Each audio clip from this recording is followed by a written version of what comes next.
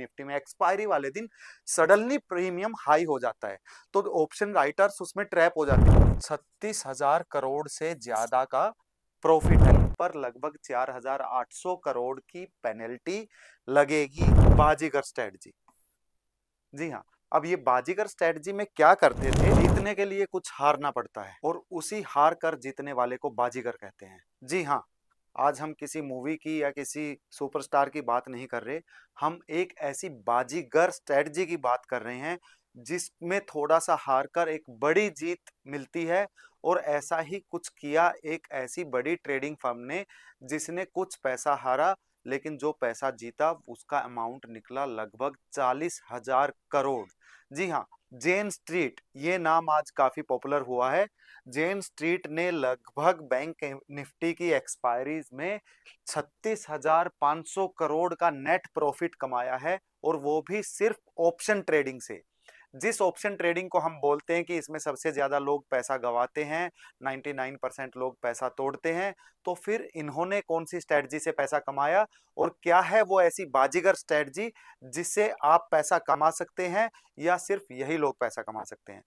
तो मैं आपको बताता हूं इनकी स्ट्रेटजी। सबसे पहले जेन स्ट्रीट क्या है। जेन स्ट्रीट एक ट्रेडिंग फर्म है यूएसए की, जो इंडिया में भी ट्रेड करती है, और ज्यादातर ट्रेड ये लोग एल्गोज के थ्रू करते हैं। एल्गोज मतलब सिस्टमेटिक ट्रेड करते हैं, मैनुअल ट्रेडिंग कम करते हैं, ज्यादातर एल्गो ट्रेड करते हैं।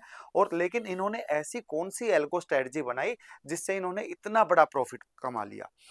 अब वो स्ट्रेटजी थी जो अभी मैंने बताया, बाजीगर स्ट्रेटजी। जी हाँ। अब ये बाजीगर स्ट्रेटजी में क्या करते थे, अब मैं आपको एग्जांपल बताता हूं। सपोज बैंक निफ्टी में इन्होंने अच्छा पैसा कमाया। अब बैंक निफ्टी कभी भी ऊपर या नीचे होती है, तो बैंक निफ्टी में मेजर रोल कौन से बैंक प्ले करते हैं, ICICI, HDFC bank, SBI, Kotak. तो ये वो सारे बैंक्स हैं जो बैंक निफ्टी में हायर वेटेज रखते हैं, और सबसे ज्यादा वेटेज किनकी है, एचडीएफसी और आईसीआईसी बैंक की। अब ये लोग क्या करते थे, अब यहां पर समझिए, बैंक निफ्टी यहां पर क्लोज हुई थी, सपोज एक एग्जांपल लेते हैं 55,450।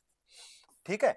अब यहां से बैंक निफ्टी एक दिन गैप डाउन ओपन होती है, बैंक निफ्टी ओपन होती है यहां पर ऑलमोस्ट 55,000, 450 पॉइंट नीचे। ठीक है। तो यहां पर अगर ये गैप डाउन ओपन होती है, तो इन्होंने क्या किया, यहां पर गैप डाउन ओपन होते ही जनरली क्या होगा, कॉल का प्रीमियम टूटा होगा, पुट का प्रीमियम बढ़ा होगा। लेकिन बड़े प्लेयर कभी भी पैसा कमाते हैं, वो क्या करते हैं, सस्ती चीज खरीदते हैं बल्क में और उसको मल्टीप्लाई करते हैं पैसे को। तो यहां पर सपोज बैंक निफ्टी एक बड़े गैप के साथ डाउन ओपन हुई, तो इन्होंने क्या किया, यहां से आईसीआईसीआई और एचडीएफसी बैंक, इसको ये लोग खरीदना स्टार्ट कर देते थे। खरीदना, इन दोनों बैंक की ही 25% से ज्यादा की वेटेज है बैंक निफ्टी में। अगर इनमें इतनी बड़ी बाइंग आएगी तो क्या होगा, बैंक निफ्टी ऊपर जाएगी। बैंक निफ्टी ऊपर गई तो क्या होगा, कॉल के प्राइस तो बढ़ेंगे और पुट के प्राइस गिरेंगे। तो यहां पर क्या हुआ, बैंक निफ्टी जैसे ऊपर गई तो पुट आपको सस्ती मिल रही है, कॉल महंगी मिल रही है, और इनके पास उस टाइम पर आईसीआईसी एचडीएफसी बैंक है। तो ये जब पुट सस्ती होती थी, तो यहां पर जब सस्ता होने के बाद पुट में ये बाइंग स्टार्ट कर देते थे। सपोज यहां पर जो पुट आपको मिल रही है 50 रुपए 60 रुपए, तो यहां पर वो बाइंग स्टार्ट कर देते थे, जिसका ओपनिंग प्राइस था सपोज 150-200 रुपए। अब 150-200 से उसको 50-60 रुपए भी यही लोग लेके आ गए। क्यों? क्योंकि इन्होंने बैंक निफ्टी को बढ़ा दिया। बैंक निफ्टी को कैसे बढ़ाया, इन्होंने आईसीआईसी एचडीएफसी बैंक को खरीदना स्टार्ट कर दिया। अब यहां पर इन्होंने कुछ पैसा बढ़ाने के लिए लगाया।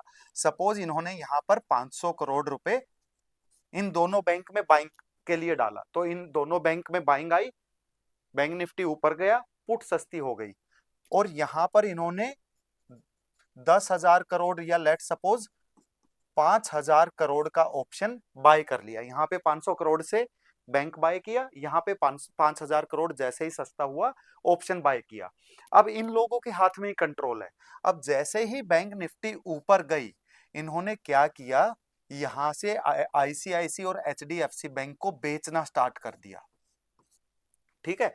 अब आईसीआईसीआई बैंक और एचडीएफसी बैंक में जब सेलिंग आएगी तो होगा क्या, मार्केट जो ये लोग ऊपर लेके गए थे वहां से उसमें सेलिंग आने लगी। और रिटेल ट्रेडर क्या करता है, मार्केट ऊपर चलने लगी, उसे लगता है यार ये कैंडल का हाई ब्रेक कर दिया, ये कर दिया, वो लोग कॉल खरीदने लगते हैं। ये लोग उसका उलट करते थे, पहले ऊपर लेके गए, कॉल में सेलिंग कर दी, पुट में बाइंग कर दी, और जैसे ही मार्केट को एक लेवल से गिराना हुआ तो इन्होंने एचडीएफसी बैंक और आईसीआईसी को बल्क में बेचा, और जिससे मार्केट अगेन स्पीड से नीचे आई। और यहां पर जो 500 करोड़ रुपए इन्होंने बाइंग की थी वो नीचे आता गया, उसमें थोड़ा बहुत लॉस बुक हुआ, सपोज हम लेट सपोज एज्यूम करते हैं 15 करोड़ 20 करोड़ का लॉस बुक हुआ।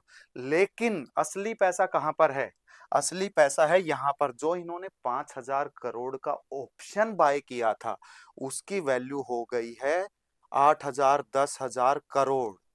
जी हाँ, पांच, वहां पर इन्होंने कुछ पैसा लॉस लिया और यहां पर इन्होंने बड़ा प्रॉफिट कमाया। दैट मीन्स इसी को बोलते हैं हम स्टॉक मार्केट का ऑपरेटर, स्टॉक मार्केट का बाजीगर। इन्होंने उसी पे अपने ही पैसे से मार्केट को बढ़ाया और अपने ही पैसे से मार्केट को गिराया और नेट में बहुत बड़ा प्रॉफिट कमाया। जेन स्ट्रीट ये काम पिछले 2 साल से कर रहा था, और जो सेबी ने इनका ऑडिट किया, सेबी ने पाया कि कैश, कैश मतलब जैसे शेयर्स और एफ एंड ओ, ये इन दो चीजों का यूज करते थे मार्केट को मैनिपुलेट करने में। जब भी इनको कभी मार्केट को ऊपर लेके या नीचे लेके जाना होता तो कैश या एफ एंड ओ में बाइंग या सेलिंग करते, तो उससे इंडेक्स हमारे ऊपर नीचे होते। फिर ये अगर इनको पुट साइड या कॉल साइड जाना होता तो ये वहां पर बड़ी बल्क क्वांटिटी डाल देते, और स्पेशली ये काम करते थे एक्सपायरी वाले दिनों में। जो लोग भी ऑप्शन राइटिंग करते हैं, आपने बहुत बार नोटिस किया होगा, कभी सेंसेक्स में, कभी बैंक निफ्टी में, कभी निफ्टी में, एक्सपायरी वाले दिन सडनली प्रीमियम हाई हो जाता है, तो ऑप्शन राइटर्स उसमें ट्रैप हो जाते हैं। अगर मैंने कोई चीज 40 रुपए की बेची हुई है तो ये सडनली 400 रुपए की, 300 रुपए की हो जाती थी, सेंसेक्स में सबसे ज्यादातर होता था। तो इस तरह की जब मैनिपुलेशन रिपोर्ट गई तो सेबी ने ऐसे ही काफी बड़ी फर्म्स के अकाउंट ऑडिट किए। तो यहाँ पर ये लोग क्या कर रहे थे, कैश एफ एंड ओ से मार्केट मैनिपुलेट करते और ऑप्शन में बड़ा पैसा कमाते। 2023 से 2025 का जो इनका अकाउंट चेक किया गया तो इनका लगभग 8,000 से 9,000 करोड़ का लॉस था कैश और एफ एंड ओ मार्केट का। 8 से 9,000 करोड़ इन्होंने गवाए हैं, किसके लिए, मार्केट को मैनिपुलेट करने के लिए। लेकिन उससे कमाया कितना, लगभग 43,000 करोड़, 43,000, 43,000 करोड़ रुपए इन्होंने कमाए। नेट में 36,000 करोड़ से ज्यादा का प्रॉफिट है। वो पैसा किनका है, उन्हीं रिटेल ट्रेडर्स का जिनको ये बड़े लोग ट्रैप करते हैं ऐसी ही स्ट्रेटजीज में जो आपको दिखाया जाता है स्क्रीन पर। आप लोग स्क्रीन पर मार्केट सडनली ऊपर आने लगी, आप कॉल साइड या पुट साइड बैठते हो, और ऐसे ही लोग वहां से सडन दूसरा मूव कर देते हैं, और इसमें मोस्ट ऑफ द ट्रेडर्स का पैसा ऑप्शन ट्रेडिंग में जीरो हो जाता है। अब इसका मैं प्रूफ आपको दिखाता हूं। देखिए जेन स्ट्रीट क्या करता था, नेट में इन्होंने 36,500 करोड़ कमाए हैं जनवरी 2023 से मार्च 2025 तक।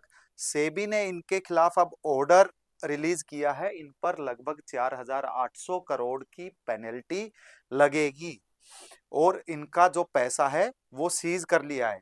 लेकिन 36,000 करोड़ में से 5,000 करोड़ गया, नेट में तो 30,000 करोड़ कमा के गए हैं ना। अब उनकी ये 48,430 करोड़ का पेनल्टी है। अब यहां पर देखिए ये ग्रुप क्या करता था, स्पेशली सेबी ने एक एक दिन की इनकी अकाउंट की ट्रांजैक्शन पकड़ी है। एक दिन अगर याद हो आपको, एचडीएफसी बैंक के रिजल्ट्स आए थे, जिस दिन एचडीएफसी बैंक काफी गैप डाउन ओपन हुआ था, उस दिन इन्होंने सबसे बड़ा झोल यही किया था जो स्ट्रेटजी मैंने आपको बताई जनवरी 17 2024 में। सो अब इस ट्रेडिंग फर्म को इंडिया से बैन कर दिया गया है, इन पे 5,000 करोड़ की पेनल्टी लगा दी गई है। लेकिन ऐसा नहीं है कि एक फर्म को बैन करने से ये इस तरह के इंसिडेंट होने बंद हो जाएंगे। ये होते आए हैं, मैं भी पिछले 15-20 साल से देख रहा हूं। अभी हो सकता है कुछ टाइम के लिए कुछ बड़े प्लेयर्स इस तरह की हरकत नहीं करे, लेकिन इनका कमाई का जरिया यही है। वो उनको रिटेल ट्रेडर्स को ही वो अपना शिकार समझते हैं। तो उनको ये हरकतें करनी होगी, और रिटेल ट्रेडर्स भी अपनी सेम गलतियां कर करके इन लोगों की जेब भरते रहते हैं। अगर आपको ऐसे इन लोगों से बचना है तो आप ऐसे ही किसी ट्रैप में ना फंसे, खुद को अपडेट करें और खुद की सेल्फ लर्निंग पर फोकस करें। किसी ऐसे इंडिकेटर और इस तरह के मूव में आते ही कोई ट्रेड प्लान ना करें। हमेशा ट्रेड लेने से पहले अपना रिस्क कंट्रोल करें। कम रिस्क के साथ ट्रेड करेंगे तो मार्केट में लंबे टाइम तक टिके रहोगे।